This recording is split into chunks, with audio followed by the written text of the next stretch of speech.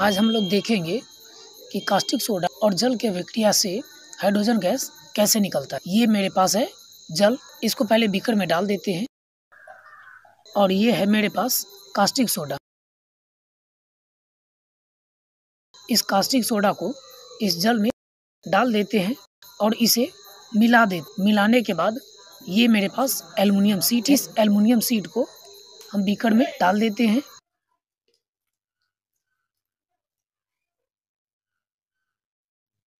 अब हम इसे इस गुब्बारा की मदद से इकट्ठा कर लेते हैं। अब हम इसे जला कर देखते हैं कि यह हाइड्रोजन गैस है या नहीं। यदि हाइड्रोजन गैस होगा तो जलने के बाद पॉप की आवाज़ हमें सुनाई देगा। लेकिन आप ऐसा कुछ घर पे नहीं कीजिए।